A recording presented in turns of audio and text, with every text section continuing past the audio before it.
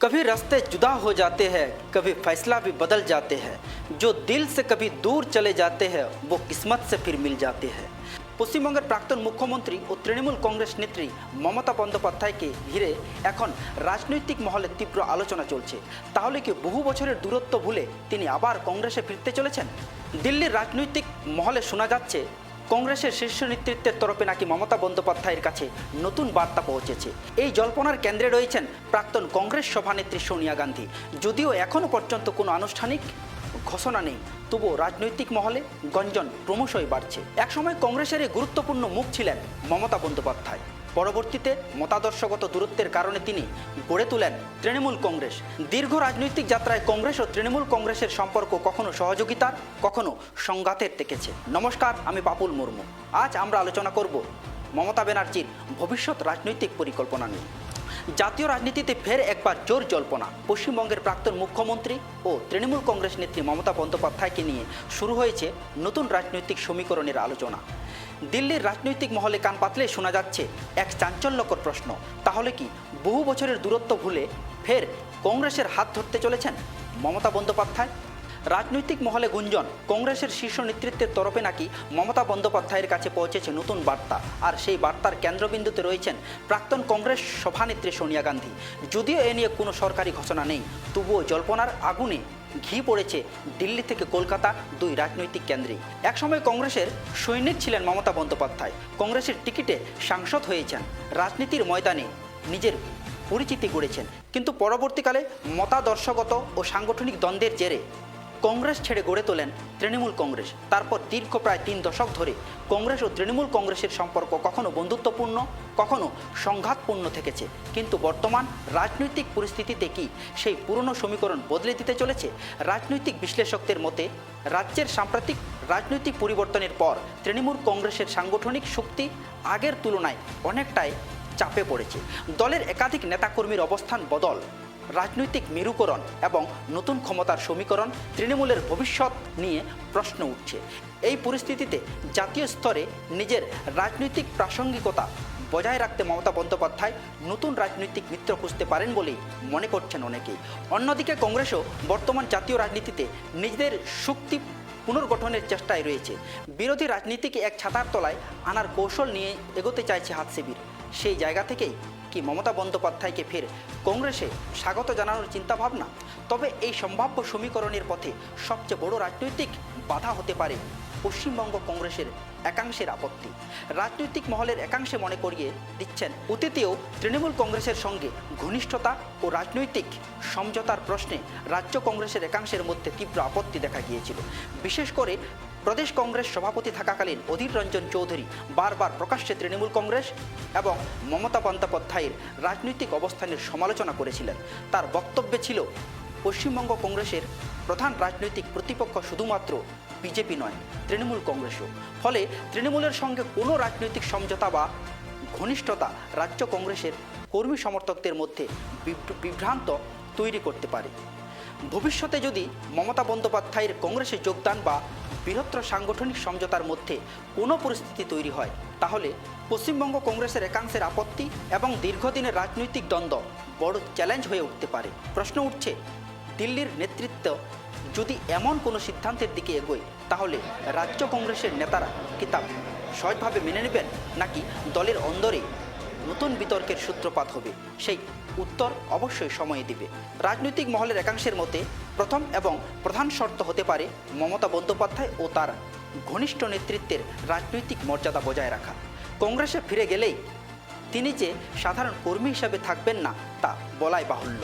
জাতীয় স্তরে গুরুত্বপূর্ণ ভূমিকা, সাংগঠনিক সিদ্ধান্তে প্রভাব এবং পশ্চিমবঙ্গের নেতৃত্বের প্রশ্নে এই বিষয়গুলি অত্যন্ত গুরুত্বপূর্ণ হয়ে উঠতে পারে। দ্বিতীয়ত, পশ্চিমবঙ্গে কংগ্রেসের সংগঠন এবং তৃণমূলের অবশিষ্ট শক্তির মধ্যে সমন্বয় কিভাবে হবে সেটাও বড় প্রশ্ন।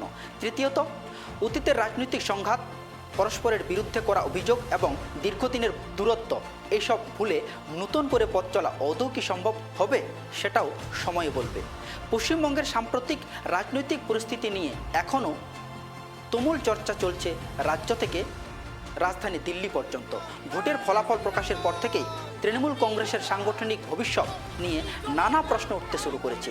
রাজনৈতিক মহলের একাংশের মতে ভোট পরবর্তী পরিস্থিতিতে তৃণমূল কংগ্রেস এক কঠিন পরীক্ষার মুখে দাঁড়িয়ে। একসময় গ্রাম পঞ্চায়েত থেকে শুরু করে পৌরসভা, জেলা পরিষদ, বিধানসভা এবং লোকসভা প্রতিটি স্তরেই ছিল তৃণমূলের শক্তিশালী উপস্থিতি, কিন্তু বর্তমান রাজনৈতিক পরিস্থিতিতে সেই শক্তি নড়ে বড়ে হয়ে যাওয়ায় আশঙ্কা দেখা দিয়েছে বলে মনে করছেন বিশ্লেষকদের একাংশ। ইতিমধ্যেই বিভিন্ন এলাকায় দলীয় কর্মী ও নেতাদের অবস্থান বদলের খবর সামনে আসছে। স্থানীয় স্তরে সংগঠনের দুর্বলতা, নেতৃত্বের মধ্যে মতপার্থক্য এবং রাজনৈতিক অনিশ্চয়তা তৃণমূলের সামনে বড় চ্যালেঞ্জ হয়ে উঠতে পারে বলেই মনে করছে অনেকেই। শুধু সাংগঠনিক ক্ষেত্রেই নয়, পরিষদীয় রাজনীতিতেও নতুন সমীকরণের ইঙ্গিত মিলেছে। গ্রাম পঞ্চায়েত, পঞ্চায়েত সমিতি, জেলা পরিষদ এবং পৌরসভার মতো প্রতিষ্ঠানে ভবিষ্যতে ক্ষমতার ভারসাম্য বদলাতে পারে বলে জল্পনা শুরু হয়েছে। একই সঙ্গে সংসদীয় রাজনীতিতেও দলীয় অবস্থান কতটা শক্ত থাকবে তা নিয়েও প্রশ্ন উঠতে শুরু করেছে। অনেকের মতে তৃণমূলের সবচেয়ে বড় চ্যালেঞ্জ এখন দলকে ঐক্যবদ্ধ রাখা, কারণ রাজনৈতিক ইতিহাস বদলেছে। ক্ষমতার পরিবর্তনের পর বড় দলগুলির মধ্যে ভাঙন, দলত্যাগ এবং নেতৃত্বের পুনর্বিনাশ নতুন কিছু নয়। ফলে আগামী দিনে তৃণমূলের অন্দরমহলে কী ধরনের রাজনৈতিক সমীকরণ তৈরি হয় সেদিকেই নজর থাকবে সকলের। অন্যদিকে তৃণমূল নেতৃত্ব এখনও প্রকাশ্যে আত্মবিশ্বাসী। তাদের দাবি, দল এখনও বাংলায় অন্যতম বৃহৎ রাজনৈতিক শক্তি এবং সংগঠনকে আরও শক্তিশালী করেই আগামী দিনের লড়াইয়ে নামবে তারা। তবে বাস্তব চিত্র কী হবে তা সময়ে বলবে। ভোট পরবর্তী বাংলার রাজনীতিতে এখন সবচেয়ে বড় প্রশ্ন, তৃণমূল কি নিজেদের সংগঠনকে অটুট রাখতে পারবে, নাকি পরিষদীয় রাজনীতি থেকে সংসদীয় রাজনীতি সব ক্ষেত্রেই দেখা যাবে নতুন ভাঙনের ছবি। सियासत में सफ़र लंबा भी होते हैं और कठिन भी। कभी जीत की चमक होती है तो कभी हार की गूंज भी। পশ্চিমবঙ্গের রাজনীতিতে মমতা বন্দ্যোপাধ্যায় এক ঐতিহাসিক নাম, যিনি একসময় কংগ্রেসের অন্যতম গুরুত্বপূর্ণ মুখ ছিলেন। পরবর্তীকালে সেই দল থেকেই বেরিয়ে গড়ে তোলেন নিজের রাজনৈতিক শক্তি তৃণমূল কংগ্রেস। 1998 সালে কংগ্রেসের সঙ্গে দীর্ঘ মতবিরোধ এবং রাজনৈতিক টানাপোড়েনের পর তিনি দল ছাড়েন।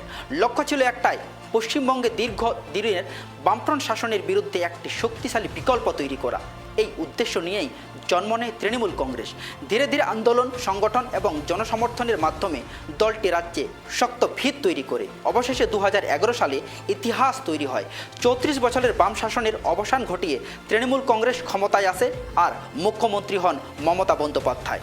পরপর 2016 এবং 2021 সালের বিধানসভা নির্বাচনে জনগণের আস্থা অর্জন করে জয়ের হ্যাট্রিক গড়েছেন তিনি। রাজনৈতিক ময়দানে ধারাবাহিক সাফল্যের মাধ্যমে নিজের শক্ত ঘাঁটি আরও মজবুত করেছেন এই নেতা। একের পর এক নির্বাচনী লড়াইয়ে প্রতিদ্বন্দ্বীদের পিছনে ফেলে তিনি প্রমাণ করেছেন জনসংযোগ এবং সাংগঠনিক দক্ষতার জোর। এরপর দীর্ঘ সময় পশ্চিমবঙ্গের ক্ষমতার কেন্দ্রে থাকে তৃণমূল। তবে সময়ের সঙ্গে সঙ্গে রাজনীতির সমীকরণ বদলাতে শুরু করে।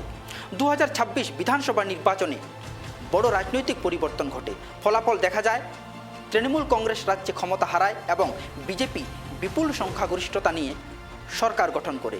এই নির্বাচনে মমতা বন্দ্যোপাধ্যায় নিজেও তার আসন থেকে পরাজিত হন। রাজনৈতিক বিশ্লেষকদের মতে এই পরাজয়ের পিছনে একাধিক কারণ উঠে আসে। দলের অভ্যন্তরীণ বিভাজন, নেতৃত্ব নিয়ে বিতর্ক, সংগঠনের দুর্বলতা এবং দুর্নীতির অভিযোগ। বিশেষ করে দলের যুব নেতৃত্ব ও শীর্ষ নেতৃত্বের মধ্যে সমন্বয়ের অভাব এবং মাঠ পর্যায়ের সংগঠন দুর্বল হয়ে পড়া, এই সব কিছুরই বড় ভূমিকা নিয়েছে বলেই মনে করছে রাজনৈতিক মহলের একাংশ। জাতীয় রাজনীতিতে ফের একবার জোর জল্পনা। তাহলে কি তৃণমূল নেত্রী মমতা বন্দ্যোপাধ্যায় কংগ্রেসে গেলে বদলে যেতে পারে রাজনৈতিক সমীকরণ? রাজনীতি বিশ্লেষকদের মতে এমন পরিস্থিতি তৈরি হলে কংগ্রেসের শক্তি বিশেষ করে পশ্চিমবঙ্গে উল্লেখযোগ্যভাবে বাড়তে পারে। মমতার নিজস্ব ভোট ব্যাংক, সংগঠনগত অভিজ্ঞতা এবং জনসমর্থন কংগ্রেসকে বিরোধী রাজনীতিতে নতুন গতি দিতে পারে। তবে একই সঙ্গে প্রশ্ন উঠছে, এতে কংগ্রেসের ভিতরে নেতৃত্ব সংকট ও ক্ষমতার ভারসাম্য নিয়ে নতুন সংঘাত তৈরি হতে পারে। কারণ মমতা বন্দ্যোপাধ্যায়ের মতো শক্তিশালী আঞ্চলিক নেত্রী কংগ্রেসে এলে সিদ্ধান্ত গ্রহণ ও নেতৃত্ব কাঠামো নিয়ে টানাপোড়েনের সম্ভাবনাও থেকে যাবে। सियासत के खेल में वक्त बदल जाता है, कभी हार तो कभी जीत की सिलसिला चल जाता है। जो कल तक थे दूर एक दूसरे से, आज वही से नया इतिहास बन जाता है। সব মিলিয়ে বিশ্লেষকদের মতে স্বল্প মেয়াদে কংগ্রেস রাজনৈতিকভাবে লাভবান হতে পারে, কিন্তু দীর্ঘমেয়াদে দলীয় ঐক্য ও সংগঠনগত ভারসাম্য রক্ষা করা বড় চ্যালেঞ্জ হয়ে দাঁড়াতে পারে। এখন প্রশ্ন একটাই, এটা কি শুধু রাজনৈতিক জল্পনা নাকি ভবিষ্যতের নতুন ইতিহাসের সমীকরণের ইঙ্গিত? সেদিকেই নজর থাকবে সবার। ভবিষ্যতে দেখা যাবে মমতা ব্যানার্জি রাজনীতিতে কি পদক্ষেপ নেন, সেদিকে নজর থাকবে সবার। নমস্কার, আজকের বিশেষ প্রতিবেদন শেষ করছি এখানেই। সুস্থ থাকবেন, ভালো থাকবেন। নমস্কার।